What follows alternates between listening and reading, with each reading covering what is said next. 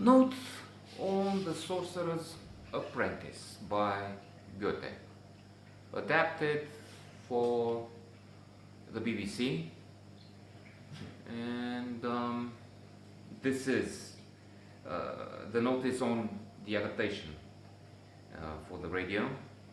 I must confess I have no idea what the original looks like. This,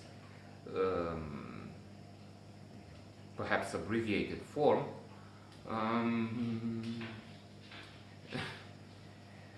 may be very far from the original, because to me Goethe is in a way the symbol, the epitome of Teutonic German seriousness, gravity, even taken to an extreme. I like the Germans. I like the fact that they're so hardworking, and they make such wonderful cars, and they have such wonderful philosophers, thinkers.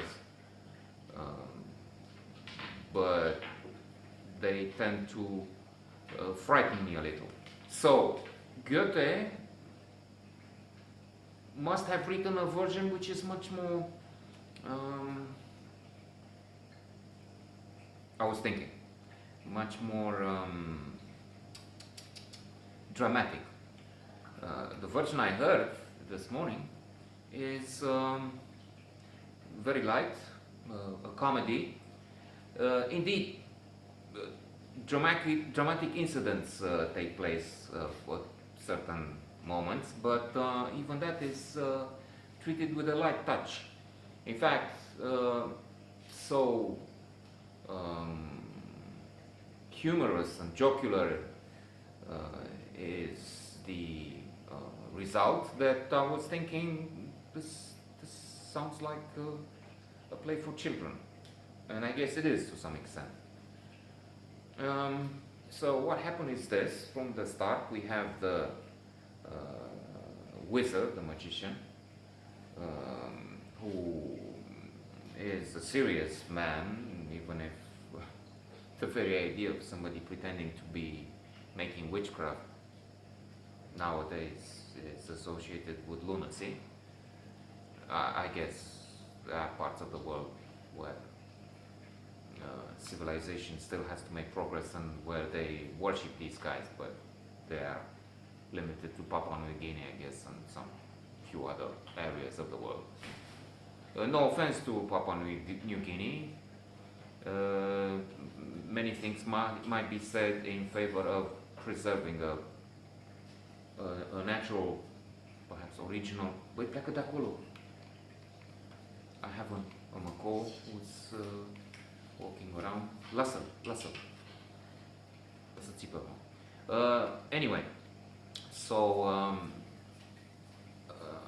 this magician has an apprentice, that's what the title, and he is very upset with his help, because he says, look, you didn't clean around here, the cobwebs, spiders, and so on, and I see you try to use this broom to move with it. You don't do it this way, and there are also recriminations. Look, you lost me my best customer, Mrs. whatever Hegel. Let's say it's not that, for lack of a better version. Let me just go with that. You scared her poodle. Master, I didn't know he has such a faint heart. Well, you pretended to be a Rottweiler. So now I have lost this woman as a client. Then he did other things. He added something of his own initiative to the potion given to this man, who started walking the streets naked, and then the wizard was sentenced to the sorcerer to pay a fine, pay him damages, we would call them today, I guess. And so he says, look, I have to fire you. Not in these words, but that's the conclusion.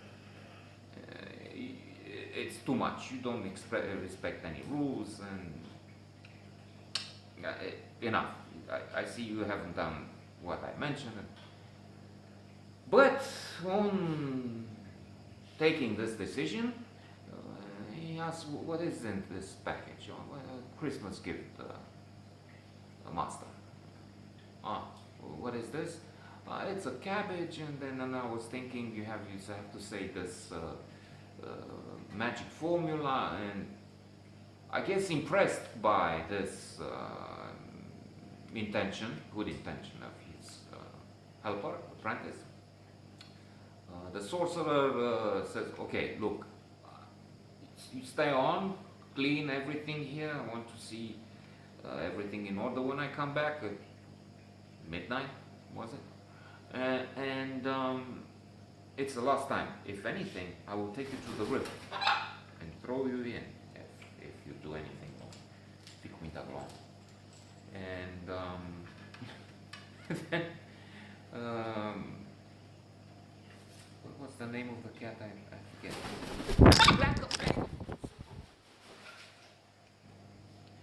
He flew on the phone recording this. I kind of expected it, but there it is. Copernicus is the cat who starts talking and explaining all kinds of things to the apprentice.